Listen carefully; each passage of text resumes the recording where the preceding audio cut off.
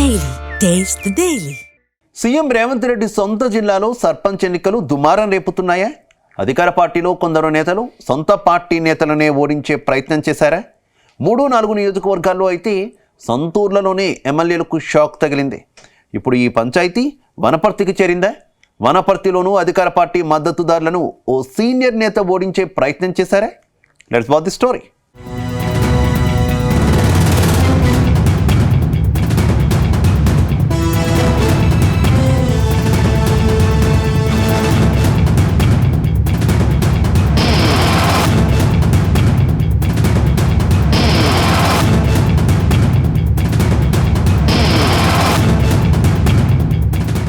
ఉమ్మడి పాలమూరు జిల్లాలో సర్పంచ్ ఎన్నికలు నేతల మధ్య అగ్గి రాజేస్తున్నాయి.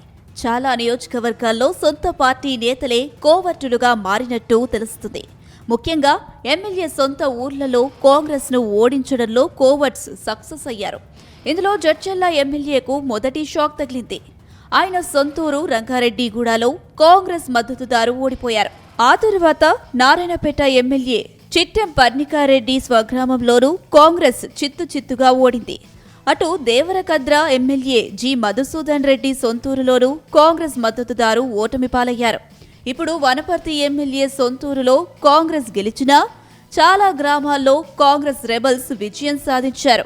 అయితే రెబల్స్ పెరగడానికి ప్లానింగ్ కమిషన్ డిప్యూటీ చైర్మన్ చిన్నారెడ్డే కారణమంటూ ఎమ్మెల్యే మేఘారెడ్డి ఆరోపించడం సంచలనంగా మారింది.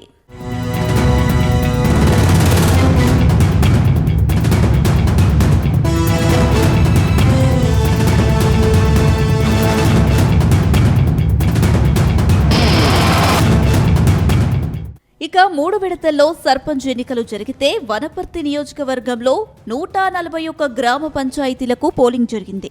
ఇందులో 85 గ్రామ పంచాయతీల్లో కాంగ్రెస్ మద్దతుదారులు విజయం సాధించారు. అటు బీఆర్ఎస్ పార్టీ 51 గ్రామ పంచాయతీల్లోనూ గెలుపొందింది. ఇందులో 15 నుంచి 20 గ్రామాల్లో కాంగ్రెస్ పార్టీ బలపరిచిన అభ్యర్థులు గెలుపొందే అవకాశం ఉంది. కానీ అక్కడ రెబల్స్ ను బరిలో దింపి బీఆర్ఎస్ గెలిచేలా చేశారని మేఘారెడ్డి ఆరోపించారు. చిన్నారెడ్డి వెన్నుపోటు పొడవడంతో జెండా మోసిన కార్యకర్తలను తీరని నష్టం జరిగిందని అంటున్నారు. ఈ విషయమై కాంగ్రెస్ హైకమాండ్ కు లిఖితపూర్వకంగా ఫిర్యాదు చేస్తానని ఎమ్మెల్యే చెప్పడం సంచలనంగా మారింది. కొద్ది రోజులుగా చిన్నారెడ్డి మేఘారెడ్డి మధ్య పచ్చగడ్డి వేయకున్నా బగ్గుమంటుంది.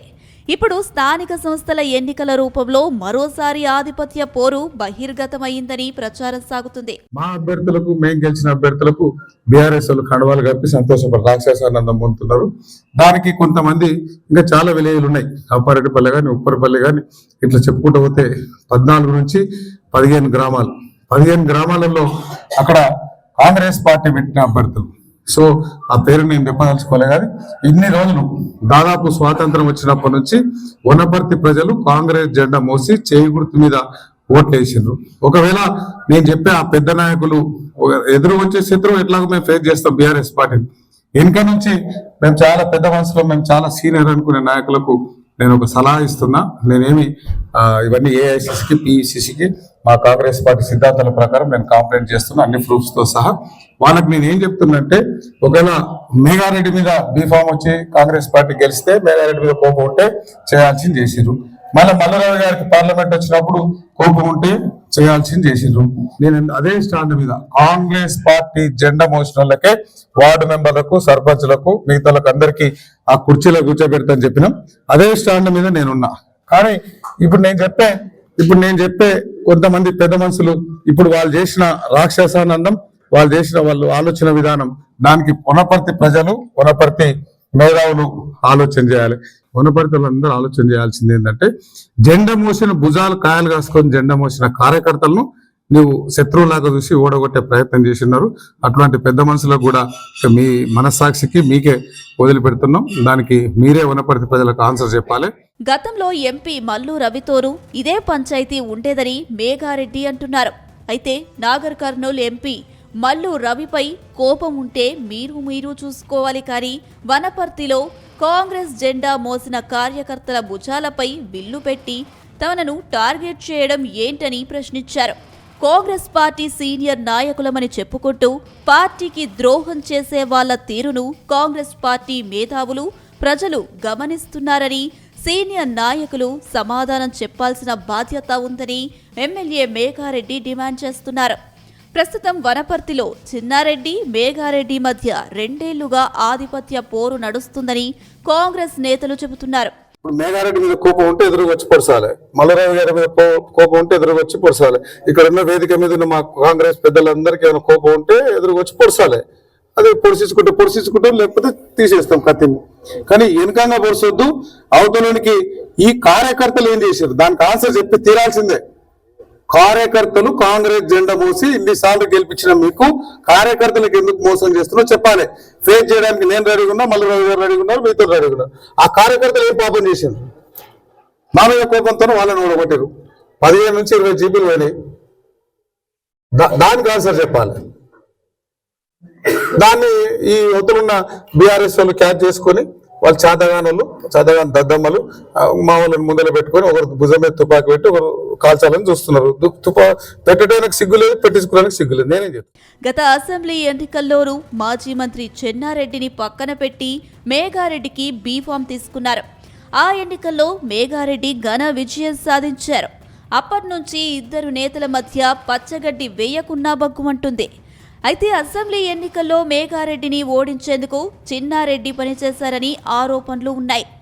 ఆ తరువాత రేవంత్ రెడ్డి ముఖ్యమంత్రి అయ్యారు.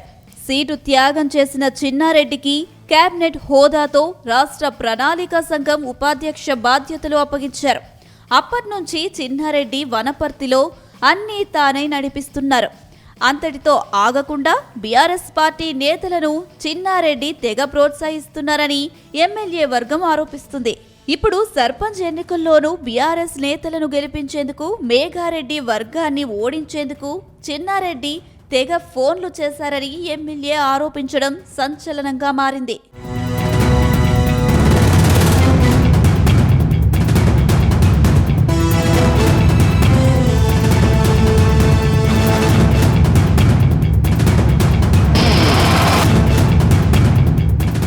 మొత్తం మీద సీఎం రేవంత్ రెడ్డి సొంత జిల్లాలోనే నేతల మధ్య వర్గపోరు తారాస్థాయికి చేరడం హాట్ టాపిక్ గా మారింది. ఇప్పుడు కాంగ్రెస్ హైకమాండ్కే ఎమ్మెల్యే ఫిర్యాదు చేస్తుండటంతో చిన్నారెడ్డిపై చర్యలు తీసుకునే అవకాశం ఉందని పార్టీ వర్గాలు సైతం చెబుతున్నాయి.